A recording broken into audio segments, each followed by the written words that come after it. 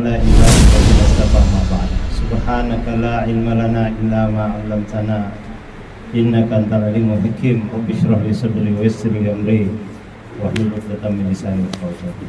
Segala puji bagi Allah Subhanahu wa taala. Allah yang menciptakan 7 lapis langit tanpa memerlukan tiang. Allah Subhanahu wa taala yang menghamparkan 7 lapis bumi tanpa memerlukan bulldozer. Allah Subhanahu wa taala yang membentangkan 7 kolam lautan tanpa memerlukan terpal. Allah Subhanahu wa taala yang menurunkan hujan dari langit tanpa memerlukan tangki. Allah Subhanahu wa taala yang menghembuskan angin tanpa memerlukan blower. Allah Subhanahu wa taala menumbuhkan pepohonan tanpa memerlukan bertani, mengeluarkan akar-akarnya, mengeluarkan batang-batangnya, mengeluarkan daun-daunnya, mengeluarkan buah-buahnya, merubah rasanya dari pahit menjadi manis, merubah warnanya dari hijau menjadi kuning. Semua ini adalah kerja Allah Subhanahu wa taala. Dan kita bersyukur Allah Subhanahu wa taala jadikan kita sebagai umat akhir zaman, umatnya baginda Rasulullah sallallahu alaihi wasallam. Umat yang datang belakangan tetapi masuk surga duluan. Ibu-ibu ini datang belakangan di muka bumi tapi masuk surga lebih duluan. Lebih duluan masuk surga daripada ibunda Siti Hawa, daripada Siti Maryam, daripada istri Nabi Ibrahim alaihissalam, daripada istri Nabi Musa alaihissalam. Ibu-ibu di Gang Sadar, Komplek Angkatan Udara, Angkatan Laut, apa namanya nih? Jati Sampurna. Lebih duluan ibu-ibu Jati Sampurna masuk surga daripada Siti Maryam.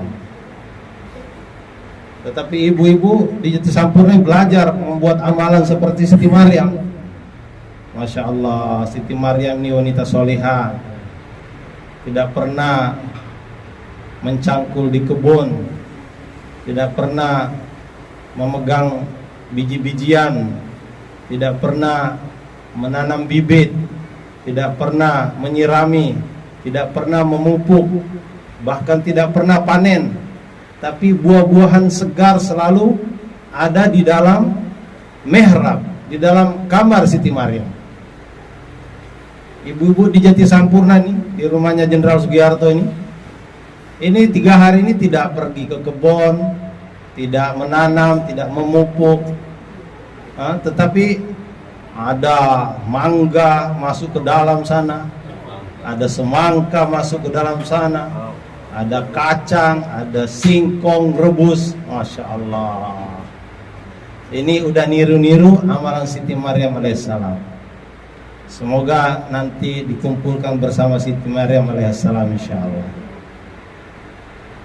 Ibu dirahmati Allah Subhanahu wa taala.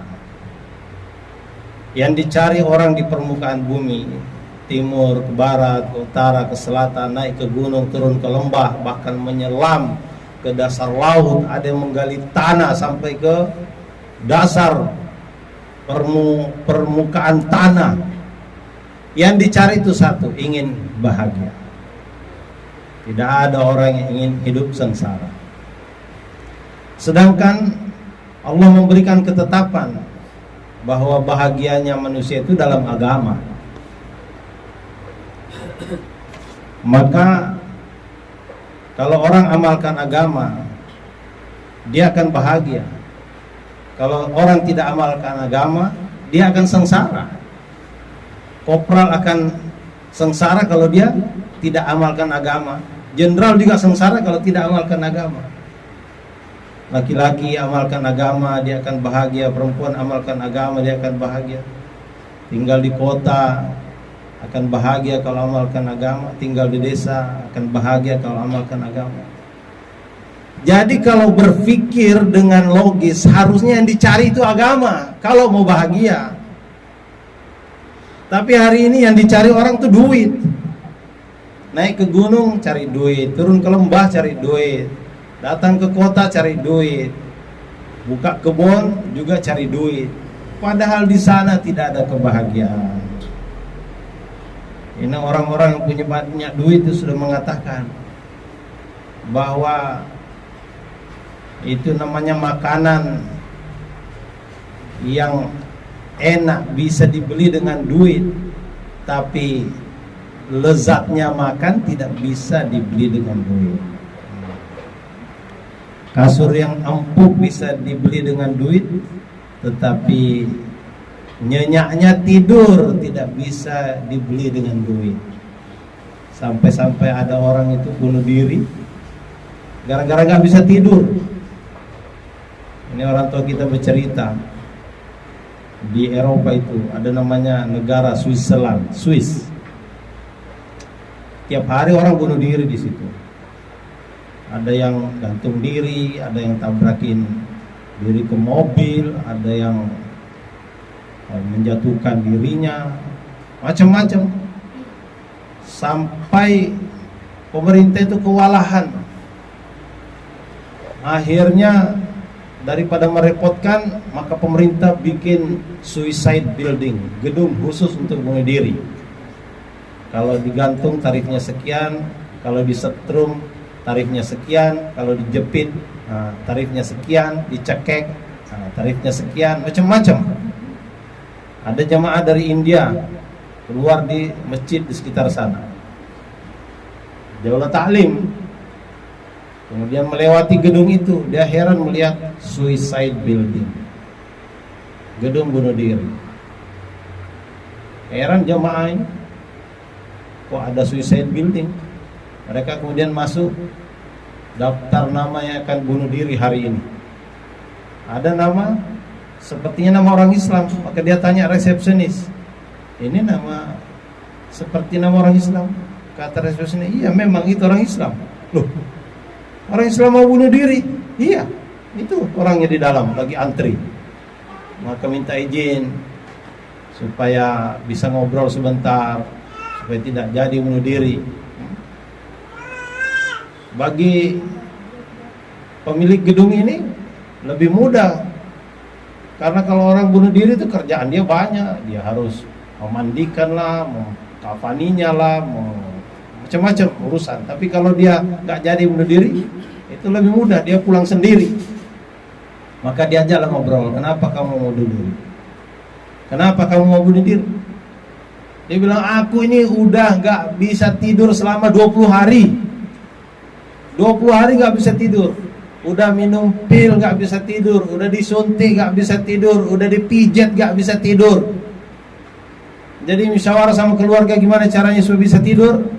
Keluarganya nunjukkan, tuh sana ada suicide building, kamu ke sana, kamu akan tidur selamanya. Akhirnya benar-benar dia ke situ. Dirayu sama jemaah, kamu ke masjid dulu sebelum bunuh diri, karena kalau kamu udah bunuh diri nggak bisa ke masjid lagi. Ya, akhirnya singkat cerita dia maulah ke masjid, dibawa oleh orang yang Daulah Ta'lim menuju masjid. Sampai di masjid diterima oleh istiqbal, menerima tamu, resepsionis. Kasih tahu ini orang ini kami ambil dari suicide building. Bawa masuk ke dalam. Bawa masuk ke dalam, disuruh wudu dulu. Pak, wudu dulu baru kita naik ke atas. Dia nanya, bagaimana caranya berwudu? Ada orang Islam tuh sudah tidak tahu caranya berwudu. Jadi jangan tanya bagaimana sholatnya. Dia tidak tahu caranya berwudu. Akhirnya diajarin cara berwudu. Kemudian udah nggak disuruh sholat, disuruh duduk dalam taklim. Duduk dalam taklim, matanya menyala 100 watt. Tapi 10 menit dia duduk, turun menjadi 90 watt. 20 menit dia duduk, tinggal 50 watt.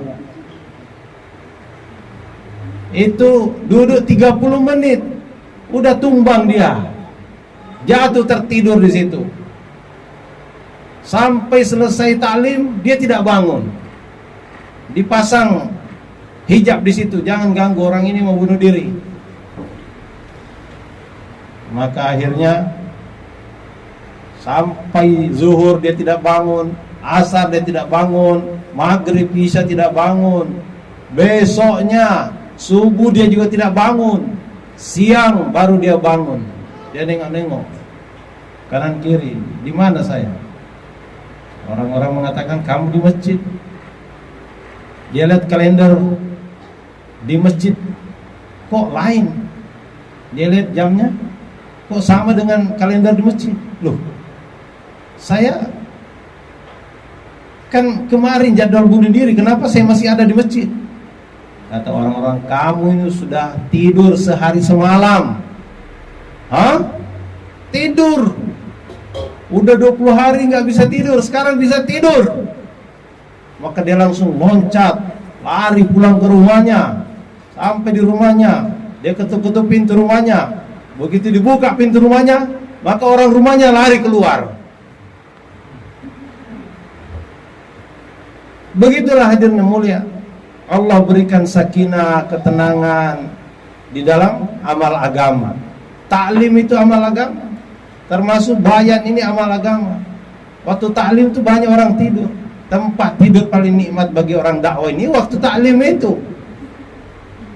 Termasuk waktu bayan itu. Mubayyin lagi bersemangat. Tetapi ternyata itu adalah tempat tidur yang paling nikmat. Maka kita bersyukur masih bisa tidur tanpa minum pil, tanpa disuntik, tanpa dipijit. Masya Allah. Hadirin yang mulia, kita bersyukur nih kita didudukkan bersama suami dan istri di jalan Allah Subhanahu wa taala. Sebab ada dahulu dipilih oleh Allah Subhanahu wa taala yang beriman hanya suaminya, istrinya tidak. Nabi Nuh alaihissalam beriman, Nabi Lut alaihissalam beriman, tapi istrinya tidak. Ada lagi yang beriman tuh hanya istrinya, Asia beriman, tapi suaminya Fir'aun tidak beriman. Ada yang dua-duanya tidak beriman, Abu Lahab, istrinya, dua-duanya tidak beriman. Nah, kita bersyukur kita dijadikan oleh Allah Subhanahu wa taala suami istri beriman, mengikuti milah Ibrahim alaihissalam. Ibrahim alaihissalam beriman, istrinya beriman. Musa alaihissalam beriman, istrinya beriman. Baginda Rasulullah beriman, istrinya beriman. Ini kita bersyukur. Dan yang paling penting kita syukuri adalah kita dipilih oleh Allah Subhanahu wa taala untuk perjuangan agama. Keluar meninggalkan rumah, meninggalkan kampung halaman untuk perjuangan agama. Ada orang-orang Indonesia ini keluar meninggalkan rumahnya untuk perkara-perkara dunia. Masya Allah. Kami diberi bayan hidayah oleh Miyaji Daud. Miyaji Daud ini orang mewah. Dia adalah amir pertama Masturot di dunia ini. Dilantik oleh Maulana Ilyas pada tahun 1942. Beliau memberi bayan hidayah kepada kami tahun 2006, 2007, 2009. Dan beliau sangat-sangat cinta kepada orang Indonesia. Miyaji Daud ini adalah amir Masturot pertama di dunia. Maulana Ilyas sendiri yang melantik beliau. Dan ini sedikit kisah pertama bagaimana jamaah Masturot ini dibentuk. Ketika itu suasana di India, suasana penjajahan pemerintah Inggris. Dan kaum wanita banyak juga yang sudah mulai terlibat di parlemen. Ada yang mulai kampanye menjadi ahli politik. Dan ini merisaukan para masyaikh. Kaum wanita kok ikut-ikut kampanye, mau jadi lurah, mau jadi camat, mau jadi bupati, mau jadi gubernur, mau jadi presiden. Nah, kaum wanita ini punya tugas yang lebih mulia, yakni menjadi pendamping suami, mendidik generasi untuk melanjutkan perjuangan membawa agama ini ke seluruh alam. Maka pada saat itu Maulana Ilyas memerintahkan Meji Daud untuk membentuk jamaah. Tetapi Maulana Ilyas berpesan, kamu minta pendapat Maulana Imam Hasan, minta pendapat Maulana Muhammad atau Qari Muhammad, dan minta pendapat Maulana Yusuf. 3 orang ini. Datanglah Meji Daud kepada Maulana Imam Hasan, minta pendapatnya bahwa ayahanda Maulana Ilyas menyuruh untuk membentuk jamaah Masturo. Kata Maulana Imam Hasan, saya tidak setuju. Sekarang ini orang dakwah ini di mana-mana masih diusir, tidak diterima di mana-mana. Jadi saya tidak bisa memberikan persetujuan untuk diberangkatkannya jemaah Masturo. Kemudian beliau datang ke Qari Muhammad. Kata Qari Muhammad, bagaimana mungkin jemaah perempuan dikeluarkan, sedangkan di luar sana belum ada orang yang paham tentang usaha dakwah di kalangan kaum perempuan. Kemudian datang ke Maulana Yusuf. Kata Maulana Yusuf, tidak mungkin jamaah Masturo dikeluarkan. Kalau ayahanda memaksa, saya akan setuju kalau kaum perempuan ini ditemani 2 suaminya dengan adiknya atau suaminya dengan ayahnya. Pokoknya 2 mahram yang menemani. Melaporlah Meji Daud kepada Hadraji Maulana Ilyas rahmatullah. Dalam keadaan sakit, tahun 42 itu Maulana Ilyas bangkit dari tempat tidurnya. Dengan tongkatnya dia pukul pintu kamar Maulana Imam Hasan, suruh ngumpul, suruh ke sini Qari Muhammad, suruh ke sini Yusuf. Datanglah mereka bertiga, memberitahu, biarkan ini Daud pergi, bantu dia supaya dia bisa berangkat. Akhirnya mereka bertiga diam. Kemudian Meji Daud akhirnya membentuk jemaah. Jemaah akan diberangkatkan ke Mewat. Sebelum berangkat, Maulana Yusuf sampaikan, wahai Daud, ini jemaah pertama Masturo di dunia yang akan dikeluarkan. Jadi kamu jangan lama-lama. Maulana Yusuf memberikan pesan seperti itu kepada Meji Daud. Akhirnya mereka berangkat. Mereka naik bendi dari Delhi ke Mewat, itu lebih kurang 60 kilo, 70 kilo.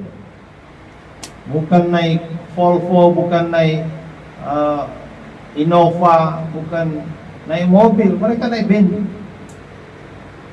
Bahkan dikatakan di jalan tuh terbalik juga bendi.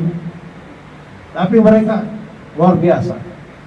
Lebih kurang 10 hari jemaah itu bergerak di sana, kemudian kembali. Ketika kembali ke Nizamuddin,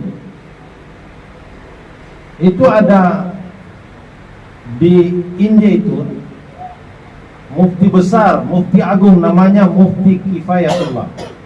Dia setiap saat itu ada hari-hari tertentu, dia datang ke masjid agung di Delhi itu memberikan fatwa-fatwa tentang kehidupan umat Islam. Termasuk hari itu terdengar dia akan memberikan fatwa tentang bagaimana usaha dakwah di kalangan kaum perempuan. Maka ada orang dari Nizamuddin ikut pengajian di Masjid Agung di Delhi, mendengar arah pembicaraan Mufti Kifayatullah.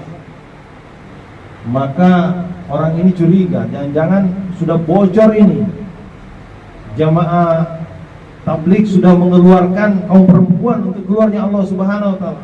Jangan-jangan ada yang membocorkan ke Mufti Kifayatullah. Maka cepat-cepat dia lari ke Nizamuddin, menjumpai Maulana Ilyas, kemudian melaporkan bahwa Mufti Kifayatullah sedang memberikan ceramah di masjid, bentar lagi mungkin akan memberikan fatwa-fatwa.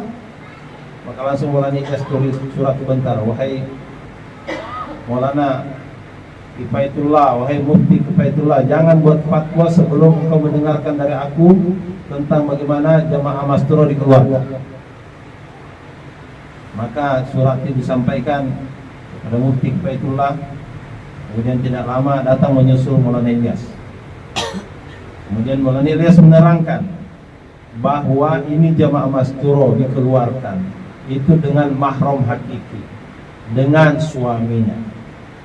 Yang kedua, perempuan ini dikeluarkan dengan hijab yang sempurna. Jangankan yang namanya mata, kuku jarinya pun tidak kelihatan. Kemudian yang ketiga, ini dimusyawarahkan berdasarkan musyawarah. Mereka diberangkatkan, rutenya kemana itu berdasarkan musyawarah. Kemudian program apa yang dibuat oleh kaum wanita di rumah itu dimusyawarahkan oleh kaum laki-laki. Dan di rumah itu dihijab dengan sempurna, sehingga semua amalan-amalan kaum wanita dalam rumah itu terhijab dengan sempurna berdasarkan keputusan laki-laki di luar. Keadaan kaum wanita sekarang ini, wahai Mufti, ini mereka sudah mulai terlibat dalam kehidupan politik. Mereka sudah mulai tidak taat kepada suami. Mereka sudah mulai mengabaikan dari mendidik anak. Sehingga kaum wanita ini harus diajarkan lagi kepada mereka adab-adab berkhidmat kepada suami, adab-adab mendidik anak, adab-adab sholat, adab-adab wudu, adab rumah tangga, bagaimana cara masak yang benar, cara masuk keluar tandas dengan benar sesuai sunnah. Itu semua dimuzakarahkan di dalam rumah. Maka mendengar penjelasan dari Maulana Ilyas ini, Mufti Kifayatullah mengangguk-angguk. Kemudian akhirnya dia memberikan jawaban bahwa saudara-saudara, saya sudah mendengar penjelasan langsung daripada Maulana Ilyas tentang bagaimana kaum perempuan dalam usaha dakwah tabligh ini dikeluarkan. Karena itu hari ini saya sampaikan kepada saudara-saudara sekalian bahwa apabila syarat-syarat keluarnya kaum wanita di dalam usaha dakwah ini seperti yang disampaikan oleh Maulana Ilyas tadi itu adalah keluar dengan mahram hakiki, keluar dengan hijab sempurna, keluar dengan musyawarah, programnya itu dimusyawarahkan, maka bukan saya membolehkan kaum wanita keluarnya Allah, tapi saya mengharuskan kaum perempuan juga keluarnya Allah Subhanahu wa taala. Ini adalah keputusan yang dibuat oleh Mufti Kifayatullah tahun 42. Dan alhamdulillah jamaah Masturo yang sudah bergerak di seluruh dunia, asbab keberkahan daripada Haji Daud ini memberikan pengorbanan yang luar biasa di awal-awal usaha dakwah, hingga ketika beliau memberikan bayang-bayang kepada kami, dia sampaikan bahwa orang-orang Indonesia ini luar biasa. Seandainya wanita-wanita Indonesia memiliki iman sebagaimana imannya Fatimah binti Khattab, maka takaza agama di kalangan wanita di seluruh dunia mencukupi hanya dari kaum wanita Indonesia. Takaza agama yang diperlukan kaum wanita di Eropa, di Amerika, di Australia, di Afrika mencukupi hanya dari kaum wanita Indonesia. Kenapa hadirin yang mulia? Karena wanita Indonesia pemberani. Mereka berani pergi ke luar negeri tanpa mahram. Mereka berani pergi ke Hong Kong, pergi ke Malaysia, pergi ke Singapura, pergi ke Saudi, pergi ke Amerika. Bahkan di Amerika Latin itu, di Haiti, ada satu warung di sana itu namanya warung Mbak Yuni. Itu pelaut-pelaut dari Pulau Jawa selalu singgah makan di warung Mbak Yuni di Haiti, di Amerika Latin. Satu orang perempuan buka warung di Amerika Latin. Coba bayangkan, kalau perempuannya saja berani seperti itu, bagaimana lagi laki-lakinya? Maka dirahmati Allah Subhanahu, kita bersyukur. Para masyayikh mengakui bahwa Indonesia memiliki potensi yang sangat besar untuk usaha dakwah. Kalau untuk usaha yang lain tidak. Kalau menjadi petinju, sekali tonjok kita tewas. Main bola, jarang-jarang menang. Itu pun gak pernah sampai ke Piala Dunia. Pimpong, main bulu tangkis, lama-lama kalah. Main silat kalah. Jadi yang bisa menang tuh orang Indonesia itu hanya apabila dia dakwah. Kalau orang Indonesia ini dakwah disukai di mana-mana. Kenapa? Karena orang Indonesia ini memiliki sifat kelembutan, rendah hati, suka melayani, berkhidmat. Saya melihat itu jemaah Mesir di markas Kebun Jeruk menangis, menceritakan kebaikan orang-orang Indonesia yang dia lihat selama dia bergerak di Indonesia. Dia mengatakan, saya keliling dunia mungkin lebih daripada 70 negara, tapi saya tidak pernah melihat akhlak yang lebih indah daripada akhlak orang-orang Indonesia, di mana suaranya kalau berbicara itu lembut, sopan, hormat.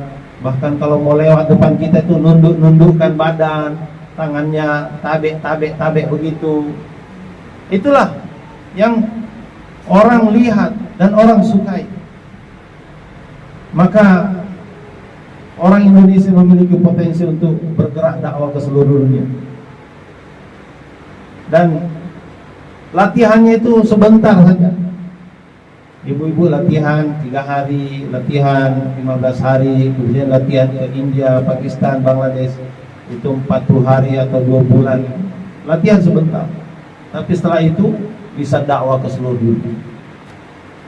Kami satu hari taskil ke Hyderabad. Ya, Hyderabad itu kami taskil di satu tempat namanya Kamareddin. Kamareddin itu orang-orang yang datang musroh hari pertama, ibu-ibunya ini 300 orang. Hari kedua 400 orang. Hari ketiga 500 orang. Jadi majelis taklim di dalam itu ada 10 majelis. Satu majelis 50 orang, 50 orang, 50 orang. Waktu taskil juga begitu, 10 majelis. Karena begitu banyaknya orang, begitu bersemangatnya. Ini di India, negeri Hindustan, yang orang Islamnya sedikit. Kita di sini harusnya hari pertama yang datang 1000 orang, hari kedua yang datang 2000 orang, hari ketiga 3000 orang. Tapi karena kita nih kurang semangat promosinya, masya Allah, sehingga yang datang tuh 2 orang, 3 orang. Alhamdulillah ada juga yang datang. Bahkan ada saudara kita dari Bogor yang datang jauh-jauh, masya Allah. Kita bersyukur. Nah, ini negeri kita ini potensi luar biasa. Dari Kamareddin itu kami taskil ke satu kabupaten atau kecamatan namanya Nizamabad. Nizamabad kami ditaruh di satu masjid, bagus masjidnya. Rumah itu kami 8 pasang, 4 pasang dari Indonesia, ada Pak Jajang Amirnya. Kemudian ada 4 pasang dari Malaysia, 2 negara gabung. Kemudian ada orang tempatan jadi tarjim, 1 pasang, jadi 9 pasang semua. Di Nizamabad itu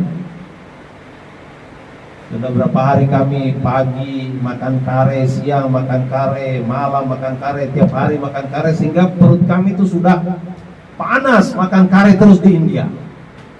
Akhirnya kami musyawarah sama kawan-kawan masuk dari Malaysia, kita ini harus beli sayur asam, kita ini harus beli sayur-sayuran berkuah nih. Udah panas perut kita. Maka tanyalah orang tempatan, kami mau beli sayur-sayuran di mana, ada pasar di sini? Kata orang tempatan, tidak ada pasar di sini. Mana ada satu kuota tidak ada pasarnya. Tapi kami paham maksudnya supaya jangan belanja. Akhirnya kami tahu kelemahan mereka. Kalau pagi habis sholat subuh, kemudian bayan, kemudian taklim, kemudian musyawarah, kemudian mereka langsung 2,5 jam. Pulang 2,5 jam itu mereka tidur. Karena rata-rata buka kantor, buka toko itu jam 10. Jadi waktu mereka tidur itu diam-diam kami keluar dari masjid. Kami keluar dari masjid tidak jauh, hanya 50-60 meter, itu banyak yang jualan sayur di situ.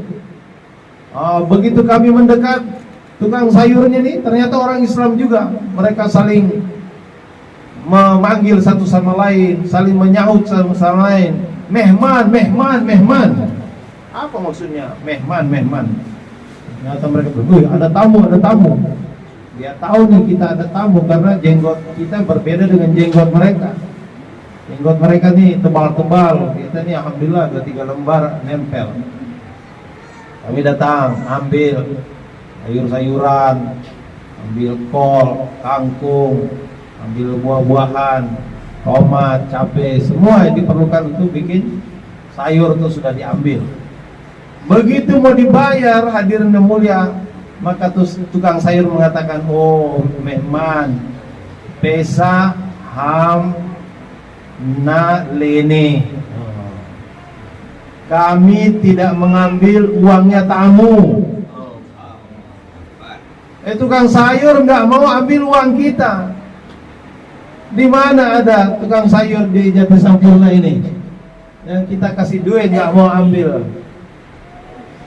Masya Allah, ini ada di India dan bukan zaman dulu, zaman sekarang ini. Itu terjadi di zaman Rasulullah SAW. Zaman Rasulullah SAW itu ada di pintu gerbang masuk kota Madinah, itu di gantung kurma setinggi unta. Kalau orang naik unta mudah mengambilnya. Ada yang lebih rendah, yang setinggi orang naik kuda. Ada yang ditaruh di bawah untuk orang jalan kaki. Orang masuk kota Madinah, dia bisa minum-minum di situ dulu, makan buah kurma dulu, baru masuk. Ketika tiba di kota Madinah, dia pergi belanja ke pasar. Setelah dia ambil semua yang dia mau masak, maka begitu mau bayar, itu tukang sayur mengatakan, kamu baru di sini? Iya baru. Kapan datangnya? Baru kemarin. Kalau begitu kamu bawa saja, tidak usah bayar. Selama 3 hari kamu menjadi tamu kami, kamu tidak usah bayar. Itu adanya zaman Rasulullah, sekarang ada juga di India. Saya cerita ini di Markas Nizamuddin. Ada orang dari Amerika, dari Eropa, dari Australia mendengarkan. Kemudian dari Eropa ini dia cerita bahwa saya baru pulang dari Mewat. Di Mewat juga ada orang seperti itu, penjual sayur tidak mau terima uang kami. Masya Allah. Saya pun ceritakan pengalaman ini kepada Maulana Yunus, kepada Profesor Yunus, Syuro Bangladesh. Maka Profesor Yunus dia geleng-geleng kepala, kemudian mengatakan after 8 years. Saya tidak paham maksudnya. Setelah 80 tahun. Saya tanya apa maksudnya Profesor? Maka dia katakan, dulu zaman Rasulullah, sahabat, hanya dalam 23 tahun suasana seperti itu sudah ada. Suasana memuliakan tetamu begitu hebat. Tapi sekarang setelah 80 tahun baru suasana itu mulai nampak. Setelah 80 tahun. Kenapa? Apa sebabnya saya tanya? Karena dulu di zaman sahabat, kaum perempuan betul-betul terlibat dalam perjuangan dakwah. betul-betul menghabiskan seluruh hartanya, pikirnya, energinya, air matanya untuk asbab hidayah. Sekarang kaum perempuan ini masih jarang, masih sedikit yang mau habiskan hartanya, yang mau habiskan energinya, mau habiskan pikirnya untuk usaha agama. Kalau hari ini ada kaum perempuan yang betul-betul korbankan hartanya, korbankan pikirnya, korbankan seluruh energinya untuk usaha agama, maka agama itu akan berkembang di kampung itu. Agama itu akan maju di kampung itu. Karena itu kita memerlukan kaum perempuan yang memiliki keberanian, kekuatan iman seperti kekuatan imannya Fatimah binti Khattab. Kita ingin keluar dalam usaha dakwah ini sehingga mendapatkan sifat da'iyah seperti sifat dakwahnya Khadijah Al-Kubra radhiyallahu anha. Kita ingin mendapatkan sifat taklimnya, sifat ilmunya seperti ilmunya Siti Aisyah radhiyallahu anha. Kita ingin dapat sifat abidnya, ibadahnya seperti Siti Juwairiyah, istri Rasulullah SAW. Kita ingin dapat sifat hikmatnya seperti Zainab binti Jahsy. Menjelang wafatnya Rasulullah SAW bersabda, orang yang pertama kali menyusul aku di antara kalian adalah orang yang panjang tangannya, yang paling panjang tangannya. Maka istri-istri Rasulullah pun kemudian mengambil kayu, kemudian mengukur tangan-tangan mereka, siapa di antara mereka yang paling panjang tangannya. Ternyata yang paling panjang tangannya itu Siti Saudah. Tapi ternyata yang wafat duluan adalah Zainab binti Jahsy. Mereka saling menatap satu sama lain, kemudian mereka kemudian mengambil kesimpulan bahwa maksudnya Rasulullah itu adalah yang paling panjang tangannya, yang paling murah hati di dalam berkhidmat. Zainab binti Jahsy selalu buat makanan tiap hari, kemudian dibagikan kepada tetangga, bagikan kepada orang-orang miskin di sekitarnya. Itulah yang pertama kali menyusul Rasulullah SAW. Ini khidmat, sifat khidmat seperti ini yang diinginkan dalam usaha dakwah. Kita memerlukan sifat orang yang mendidik anak, sifat dakwah, sifat alim, sifat abid, sifat khidmat, dan murabiyah seperti Khansa atau seperti istri Nabi Ibrahim alaihissalam, ibunda Ismail alaihissalam, Siti Hajar. Bagaimana dia mendidik putranya dalam keadaan sendiri, tidak punya suami, tetapi putranya ini taat, putranya tetap mengikuti apa yang diperintahkan oleh Allah Subhanahu wa taala, mentaati orang tuanya, bahkan sampai mau disembelih pun dia rela. Ini kan kehebatan seorang ibu mendidik anaknya. Ini murabiyah. Dan bagaimana menjadi zahidah, hidup sederhana. Kata Maulana Inamul Hasan, kalau bisa mengadu cai, mengadu teh dengan siwak, buat apa beli sendok? Ini sederhana perkataan masyayikh, tapi ini sangat luar biasa. Maka ibu-ibu rahmati Allah Subhanahu wa taala, usaha agama ini akan mendatangkan kebahagiaan. Siapapun yang usaha agama, maka dia yang akan mendapatkan kebahagiaan. Kalau orang usaha atas dunia ini, tidak ada kepastian. Tanam itu tidak pasti tumbuh, tumbuh lagi tidak pasti berbuah, buah lagi tidak pasti panen, panen lagi tidak pasti bisa dijual, dijual lagi tidak pasti untung, untung lagi tidak pasti menjadi rezeki kita. Tapi kalau usaha agama, pasti kebahagiaan akan diberikan Allah Subhanahu wa taala. Dan usaha agamanya akan mendatangkan kebahagiaan dalam rumah tangga, mendatangkan sakinah, mendatangkan mawaddah, mendatangkan rahmah. Dan itu taklim rumah kita buat agar datang agama dalam rumah kita. Malaikat-malaikat datang rumah kita, setan-setan akan kabur dari rumah kita. Cahaya datang, kegelapan akan lenyap. Tapi kalau cahaya ini padam, maka otomatis kegelapan akan datang.